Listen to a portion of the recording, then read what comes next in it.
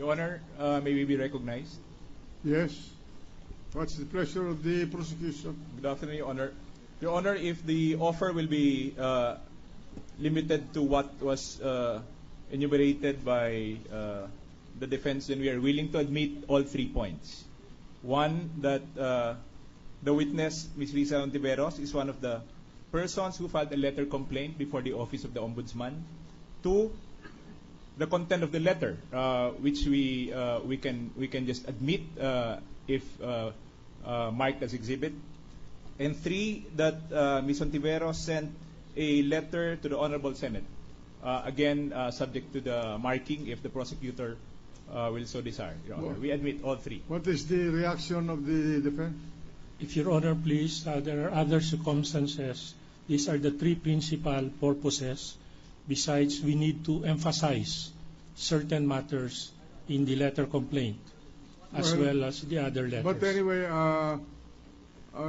they're already admitting those points. Are you willing to stipulate with them that that will not be covered anymore with your examination in chief? If not, you can proceed. Proceed. Yes, Your Honor. Your Honor, may we be allowed to make a comment? Yes. Since we have already admitted the 3 items in the offer, may we know the purpose, yes, Your Honor, of the testimony of the witness?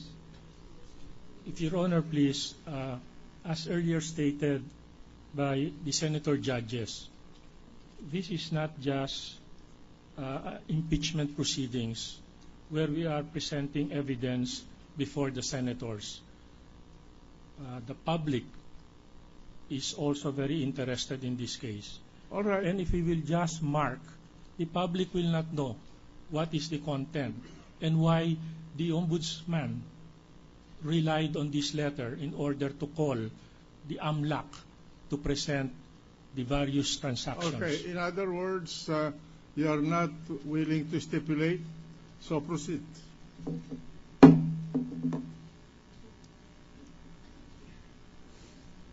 Ginang Ontiveros, pumunta ba kayo dito dahil sa isang subpoena duces tecum? By the way, I just want to make it of record that apropos to the request of the defense to exclude other witnesses, the sergeant at arms just informed the presiding officer that there are no witnesses inside the premises of the courtroom. Thank you, Your Honor. Now, you may proceed. Magandang hapon po. Una po, hindi po ako Ginang Ontiveros. Ang Ontiveros po ay maiden name ko. Opo, pumunta ako dito dahil pinadalhan ng isang subpoena. Okay. Sinasabi dito sa subpoena na dapat ninyong dalhin ang original o certified copy ng inyong complaint kontra sa Chief Justice na isinampa ninyo sa Ombudsman. Dinala ba ninyo ito? Dala ko po, Your Honor. Pakipakita nga ho ninyo.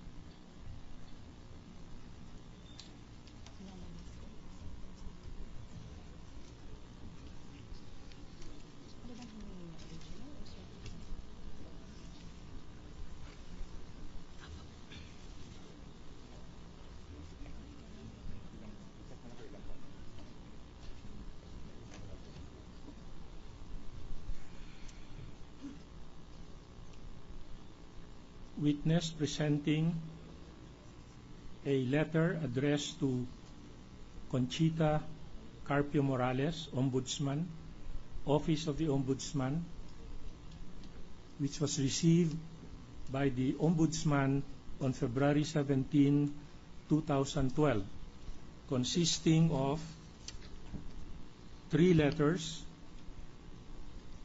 and annexes up to Exhibit 7H.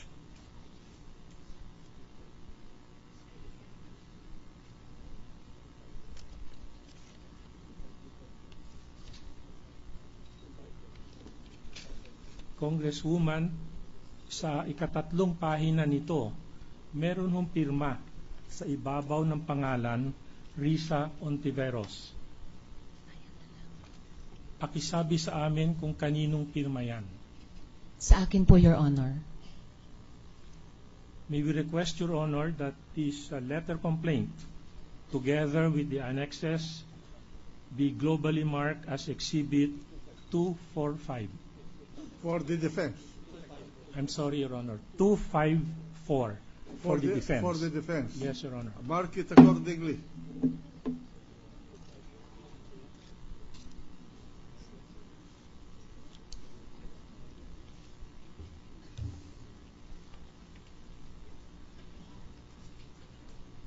Ano ho ba ang mga ebidensya, yung mga annexes na inyong tinukoy sa inyong complaint? Your Honor, kung maari kong basahin mula sa sulat namin, kinukuha ko lang po yung salamin ko na naiwanan ko sa bag.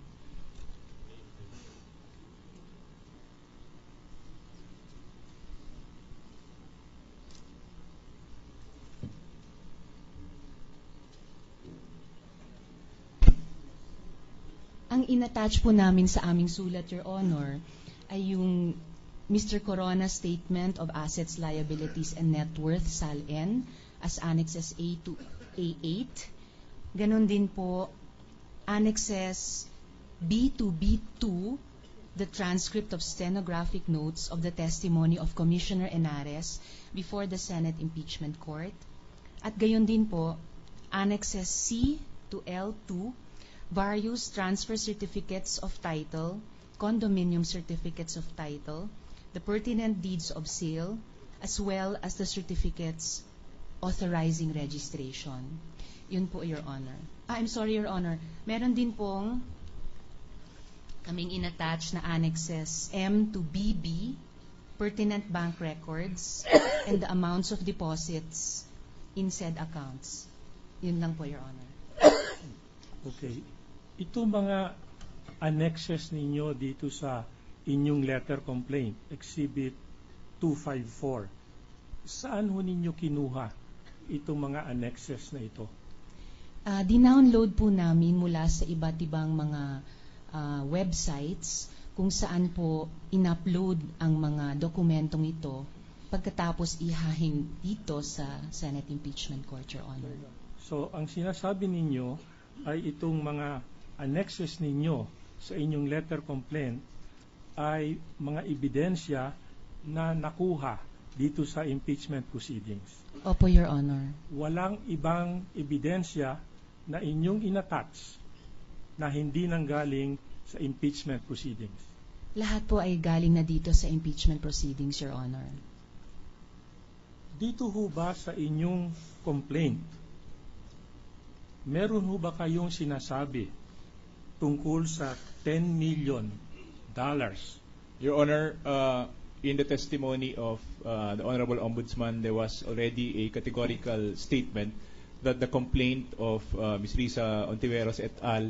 Did not contain any mention of the $10 million. So we're willing to admit that, Your Honor. Okay. Your Honor, if Your Honor, please, it is not the Ombudsman who is now in the witness stand. We would like to know from the witness herself who signed the letter complaint. The witness may answer. Sorry, Your Honor, pakiulit po yung tanong. Meron ba kayong sinabi dito sa inyong letter complaint na tungkol sa $10 million na sinasabi nilang pagmamay-ari ni Chief Justice? Ang sinabi po namin, Your Honor, sa aming sulat ay various peso and dollar bank accounts at hindi po namin sinabi ang figure na $10 million.